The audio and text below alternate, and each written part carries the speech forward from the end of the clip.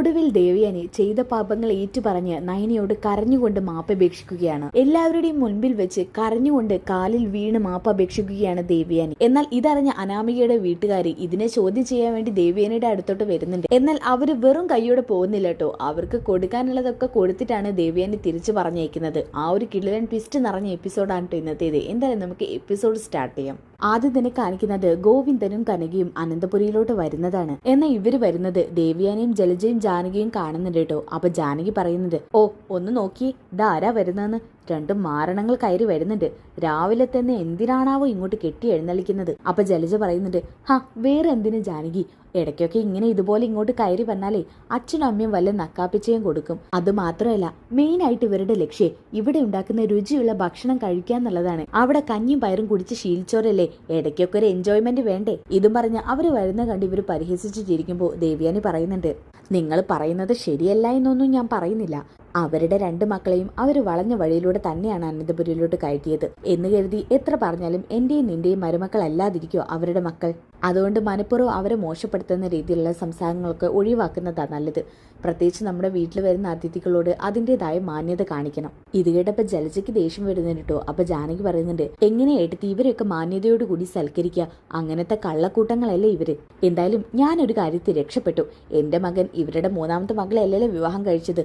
അതിനെയും കൂടി എന്റെ മകന്റെ തലയിൽ കെട്ടിവെക്കാനല്ലായിരുന്നോ ഈ തള്ളയുടെയും തന്തയുടെ ഉദ്ദേശം. ഏതായാലും അത് നടന്നില്ല. അത് തന്നെ എന്റെ മഹാഭാഗ്യമായിട്ടാണ് ഞാൻ കാണുന്നത്. എനിക്ക് പൊന്നുപോലത്തെ ഒരു മരുമകളാ കിട്ടിയത്. അപ്പൊ ദേവ്യനെ മനസ്സിൽ കരുതുന്നുണ്ട്, ജാനകി നീ നിന്റെ വിഷവിത്തായ മരുമകളെയാണ് ഓരോ ദിവസം കൂടുതൽ വിശ്വസിച്ച് സ്നേഹിച്ചുകൊണ്ടിരിക്കുന്നത്. എന്നാ അവൾ തിരിച്ചു കുത്തുകയെന്നറിയാൻ പറ്റില്ല. എന്തായാലും ഇത് നിനക്കുള്ള ശിക്ഷയായി തന്നെ നീ കൂട്ടിക്കോ. അപ്പൊ ജാനകി ചോദിക്കുന്നുണ്ട്, ഏട്ടത്തി എന്താ പറയുന്നത്? ഏയ് ഒന്നും പറഞ്ഞില്ല. ദേ അവരിങ്ങോട്ട് വരുന്നുണ്ട്. വെറുതെ അവരെ മനസ്സിന് വിഷമിപ്പിക്കുന്ന ഓരോ രീതിയിൽ നമ്മൾ ഒരൊന്നും പറയാൻ നിൽക്കണ്ട. അത് കേൾക്കുമ്പോൾ അച്ഛനും അമ്മയ്ക്കും ദേഷ്യമാവും. അപ്പൊ ജലജ പറയുന്നുണ്ട്, അത് ശരിയാ ഏട്ടത്തി പറഞ്ഞത്. എന്തായാലും ഞാനും ഏട്ടത്തിയും കുടുങ്ങി. എന്തായാലും ജാനകി നീ ഭാഗ്യമുള്ളവളാണ്. നിനക്ക് കോടികൾ ആസ്തിയുള്ള കുടുംബത്തിൽ നിന്നാ മരുമകളെ കിട്ടിയത്. അത് മാത്രമല്ല എന്തൊരു തങ്കപ്പെട്ട സ്വഭാവമാണ് അനാമിക മോളുടേത് അല്ലേ ഏട്ടത്തി? ഓ പിന്നെ അങ്ങനെ തന്നെയാ, നല്ല മോളാ അനാമിക മോള്. ആ എന്റെ മോളെ കുറിച്ച് ഓരോന്ന് പറഞ്ഞ് കണ്ണ് വെക്കല്ലേ. ഇത് പറഞ്ഞ സമയത്താണ് കനക അങ്ങോട്ട് വരുന്നത്. അതേസമയം മുത്തശ്ശനും മുത്തശ്ശിയും ഇവരെ കണ്ടിട്ട് പറയുന്നുണ്ട്, ആഹാ കനകയ്ക്കും ഗോവിന്ദനും ഇത് എന്തു പറ്റി? സാധാരണ നമ്മൾ ക്ഷണിച്ചാലും ഇവർക്ക് വരാൻ എന്തൊരു പ്രയാസാണ് അല്ലുടെ വസുന്ധരെ. അതെ ഇദ്ദേഹം പറയുന്നത് ശരിയാ. ഇപ്പോഴും കനകയെ വിളിച്ചു കഴിഞ്ഞാൽ ഞങ്ങൾ അങ്ങോട്ട് വരണോ? ഞങ്ങൾ വന്നാൽ ഞങ്ങൾ കാരണം അവിടെ 100 കൂട്ടം പ്രശ്നമല്ലോ ഉണ്ടാവുക നോക്കിയാ ഇപ്പോഴും കനക ചോദിക്കാറ്. അപ്പൊ മുത്തശ്ശൻ പറയുന്നുണ്ട്, എന്തായാലും സന്തോഷമായി നിങ്ങൾ 3 പേരും വന്നതിൽ. അപ്പൊ കനക പറയുന്നുണ്ട്, അച്ഛാ അമ്മേ ഇന്നൊരു സന്തോഷമുള്ള ദിവസം, അത് നിങ്ങളുമായിട്ട് പങ്കുവെക്കാനും കൂടിയാ ഞങ്ങൾ വന്നത്. ദേ ഇതിൽ കുറച്ച് മധുരപലഹാരങ്ങൾ അച്ഛനും അമ്മയ്ക്കും വേണ്ടി പ്രത്യേകം എണ്ണയില്ലാത്ത പലഹാരങ്ങളൊക്കെ ഉണ്ടാക്കിയിട്ടുണ്ട്. ആഹാ അത്രമാത്രം വിശേഷപ്പെട്ട എന്ത് കാര്യം ഉള്ളത്? ഞങ്ങളുടെ മനസ്സറിഞ്ഞ് ഞങ്ങൾക്കും പലഹാരമൊക്കെ ഉണ്ടാക്കി കൊണ്ടുവരാൻ മാത്രം എന്ത് കാര്യാ? അപ്പൊ മുത്തശ്ശി പറയുന്നുണ്ട്, ഞങ്ങളും കൂടി ഒന്ന് അറിയട്ടെ കനകെ പറയേ. ആ സമയത്താണ് അനാമിക ദേഷ്യം കടിച്ചു പിടിച്ചുകൊണ്ട് നന്ദുവിന്റെ മുഖത്തോട്ട് നോക്കി താഴോട്ട് ഇറങ്ങി വരുന്നത്.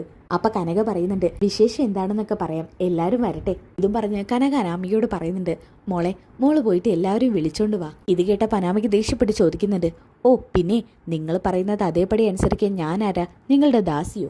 ഇത് കേട്ടപ്പോ ആകെ കനക എന്തോ പോലെ ആവുകയാണ് കേട്ടോ. അപ്പൊ ഇത് കണ്ട മുത്തശ്ശൻ പറയുന്നുണ്ട്, അനാമികെ വീട്ടിൽ വന്ന അതിഥികളോട് ഇത്ര മോശമായിട്ടാണോ പെരുമാറുക? മുത്തശ്ശൻ കേട്ടില്ലേ, ഇവരെന്നോട് കൽപ്പിക്കുക ബാക്കിയുള്ളവരെ വിളിച്ചോണ്ട് വരാൻ പറഞ്ഞിട്ട്. അപ്പൊ മുത്തശ്ശി പറയുന്നുണ്ട്, എന്താ മോളെ ഇതൊക്കെ? കനക എന്താ പറഞ്ഞത്? ഇവിടെ ഉള്ളവരെ വിളിച്ചോണ്ട് വരാനല്ലേ, അതെന്തിനെ ഒരു കൽപ്പന പോലെയൊക്കെ കാണുന്നത്? മുത്തശ്ശിക്ക് അത് പറഞ്ഞാൽ മനസ്സിലാവില്ല. എനിക്കും എന്റെ അച്ഛനും അമ്മയ്ക്കൊന്നും ഇവരെ കാണുന്നത് പോലും ഇഷ്ടമല്ല. ഇവരെ മാത്രമല്ല ഇവരുടെ ഈ മോളെയും ഞാൻ പലതവണ പറഞ്ഞിട്ടുണ്ട്, ഇവർക്ക് വേണമെങ്കിൽ ഇങ്ങോട്ട് വരാം. കാരണം ഇവരുടെ 2 പെൺമക്കൾ ഇവിടെയുണ്ട്. പക്ഷെ എന്തിനാ ഇവള് വരുന്നതെന്ന് എനിക്കറിയാത്തത്. ഇവൾക്കിനി ഇവളുടെ ചേച്ചിമാരെ കാണുന്നുണ്ടെങ്കിൽ പുറത്തുനിന്ന് കണ്ടൂടെ?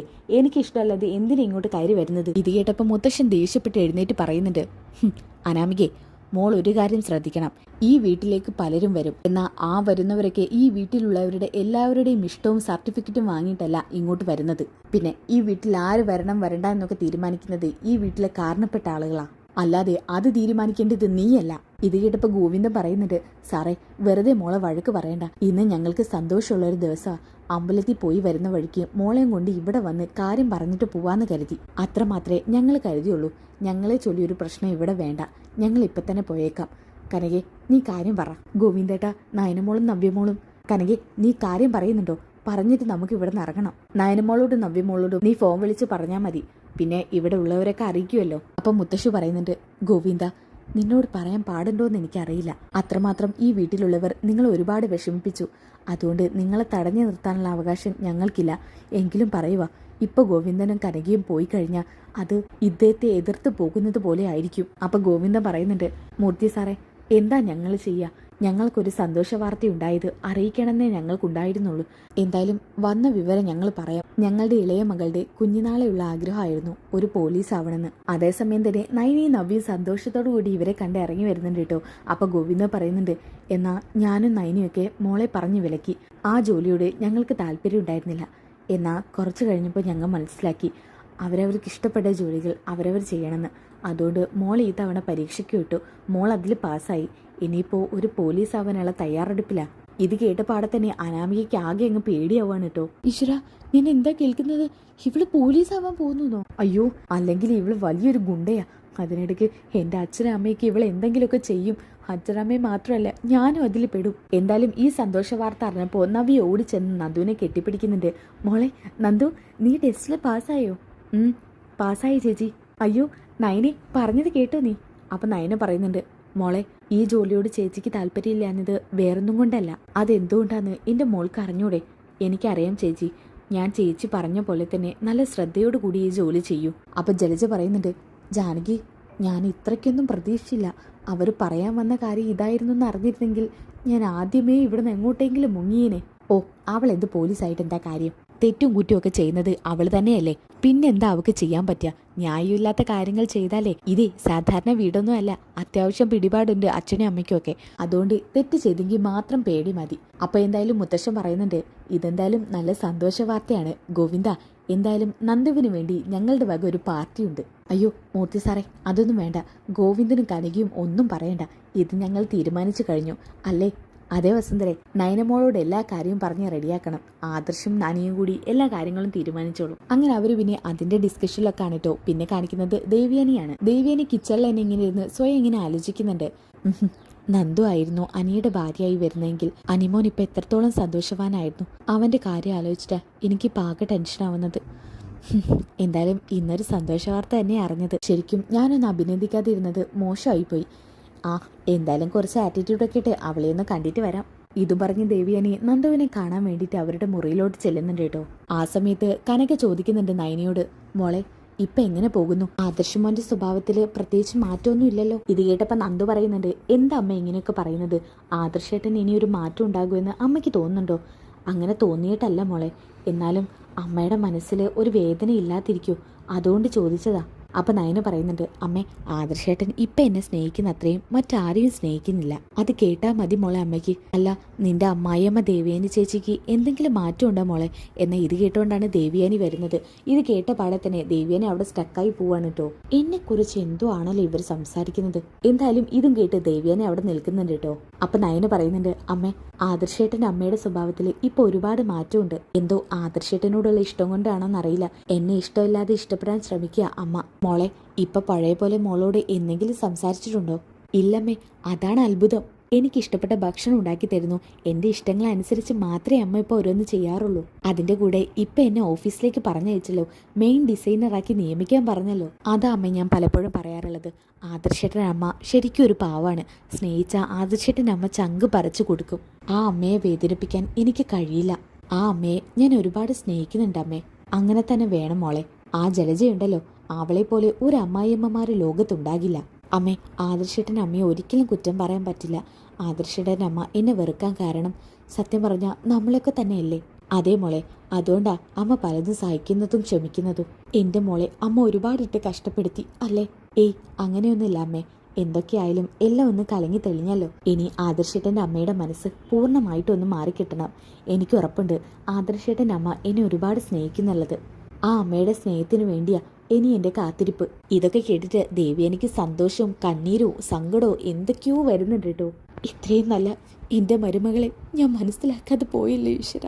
ഇനിയും ഞാൻ എന്തിനാ എൻ്റെ മരുമകളിൽ നിന്നും വിട്ടുമാറി നടക്കുന്നത്? അപ്പൊ കനക പറയുന്നുണ്ട്, മോളെ നിന്റെ അമ്മായിയമ്മ നിന്നോട് എന്തൊക്കെ ക്രൂരത ചെയ്തിട്ടുണ്ടെങ്കിലും അതൊന്നും മോള് മനസ്സിൽ വെക്കരുത്. ഇനി അവരെ നന്നായിട്ട് സ്നേഹിക്കണം. അങ്ങനെ സ്നേഹിക്കാതെയും നോക്കാതെ ഇരിക്കും അമ്മേ. ആദർശേട്ടൻ എന്നേക്കാൾ കൂടുതൽ അമ്മയ്ക്ക് സ്ഥാനം കൊടുക്കുന്നുണ്ട്. അങ്ങനെ കൊടുക്കുന്ന ആദർശേട്ടൻ്റെ അമ്മയെ ഞാൻ എന്തെങ്കിലും സങ്കടപ്പെടുത്തൂ? ഇനിയിപ്പോൾ ഞാൻ ആദർശേട്ടൻ്റെ ജീവിതത്തിൽ നിന്ന് ഒഴിഞ്ഞു കൊടുത്താലേ അമ്മയ്ക്ക് സന്തോഷം ഉണ്ടാവുമോ എന്നുണ്ടെങ്കിൽ അതിന് ഞാൻ തയ്യാറാണ്.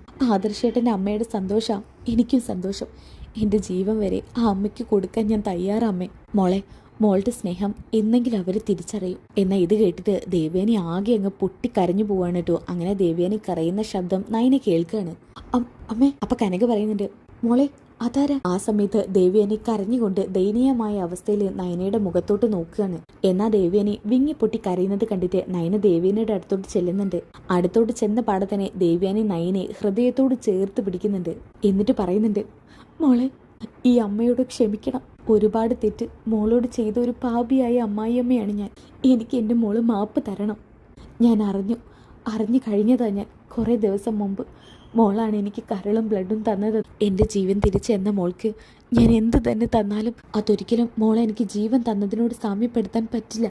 ഇതും പറഞ്ഞ് ദേവയാനി നേരെ നയനയുടെ കാൽക്കൽ വീണ് പൊട്ടിക്കരയുന്നുണ്ട്. ഇത് കണ്ടപ്പോൾ നയന സങ്കടപ്പെട്ടുകൊണ്ട് ദേവയാനിയെ എഴുന്നേൽപ്പിറ്റി കെട്ടിപ്പിടിക്കുന്നുണ്ട്. അമ്മ എന്നോട് ക്ഷമിക്കണം. അമ്മ ഇതൊക്കെ അറിഞ്ഞൂന്ന് ഞാൻ ഒരിക്കലും അറിഞ്ഞിരുന്നില്ല. അമ്മ അറിഞ്ഞു കഴിഞ്ഞാൽ എങ്ങനെ പ്രതികരിക്കുമെന്ന് അറിയാത്തതുകൊണ്ടാണ് അമ്മയോട് ഇതുവരെ ഒന്നും പറയാതിരുന്നത്. എന്നാൽ നയനയോട് മാപ്പ് ചോദിക്കുന്നത് കണ്ടാണ് അനാമിക അങ്ങോട്ട് വരുന്നത്. അവർ രണ്ടുപേരും പരസ്പരം കെട്ടിപ്പിടിക്കുന്നത് കണ്ട് അനാമികയ്ക്ക് ആകെ അങ്ങ് ദേഷ്യം വരാണ് കേട്ടോ. വല്യമ്മേ! ഇത് കണ്ടപ്പോൾ ദേവയാനി തിരിഞ്ഞു നോക്കുന്നുണ്ട് കേട്ടോ. കലങ്ങിയ ചുവന്ന കണ്ണുകളോടുകൂടി ദേവയാനി അനാമികയെ നോക്കുന്നത് കണ്ടിട്ട് അനാമിക ആകെ പകച്ചു നിന്ന് പോവാണ്. വല്യമ്മ എന്തേ ചെയ്യുന്നത്? ഇവളെ എന്തിനാ വല്യമ്മ കെട്ടിപ്പിടിക്കുന്നത്?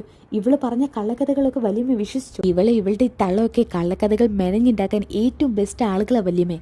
ഈ ലോക്കൽസ് പറയുന്നൊന്നും വല്യമ്മ വിശ്വസിക്കാതിരിക്കും. ഇത് കേട്ടപ്പോൾ തന്നെ ദേവയാനിക്ക് ദേഷ്യം വരാണ്ടോ. ദേവയാനി കൈ ഉയർത്തി അനാമികയുടെ കവിള് നോക്കി ഒരെണ്ണം പൊട്ടിക്കുന്നുണ്ട്. പിന്നെ സംഭവിക്കുന്നത് മുഴുവൻ ട്വിസ്റ്റാണ്ടോ. അനാമിക നേരെ പോയിട്ട് ഇതിനൊരു ഒത്തുതീർപ്പ് ഉണ്ടാക്കണം എന്നങ്ങ് തീരുമാനിച്ചുകൊണ്ട് അച്ഛനും അമ്മയും വിളിക്കുന്നുണ്ട്. അങ്ങനെ അവർ അനന്തപുരിയിൽ എത്തുന്നുണ്ട് കേട്ടോ. ദേവയാനി നല്ലൊരു ഡോസ് തന്നെയാണ് അവർക്കായിട്ട് കരുതി വെച്ചിരിക്കുന്നത്. ആ ഒരു കിടിലൻ ട്വിസ്റ്റ് നിറഞ്ഞ എപ്പിസോഡ് നമ്മൾ അടുത്ത എപ്പിസോഡിൽ ഇടുന്നതായിരിക്കും കേട്ടോ. അപ്പോൾ മാക്സിമം ഇന്ന് തന്നെ നമ്മൾ അപ്ലോഡ് ചെയ്യുന്നതായിരിക്കും. ഇന്ന് പെട്ടെന്ന് തന്നെ അപ്ലോഡ് ചെയ്യൂ കേട്ടോ. അപ്പോൾ ആ എപ്പിസോഡ് നിങ്ങൾക്ക് കിട്ടണമെന്നുണ്ടെങ്കിൽ ചാനൽ സബ്സ്ക്രൈബ് ചെയ്തേക്ക്, വീട്ടിൽ ലൈക്ക് ചെയ്തേക്ക്. ആ എപ്പിസോഡിന് വേണ്ടി നിങ്ങൾ നെക്സ്റ്റ് എപ്പിസോഡിൽ നിന്ന് കമൻറ്റ് ചെയ്യാൻ മറക്കരുത്. അപ്പോൾ അടുത്ത വീഡിയോയിൽ കാണുന്നവരേക്കും എല്ലാവർക്കും bye guys, love you all.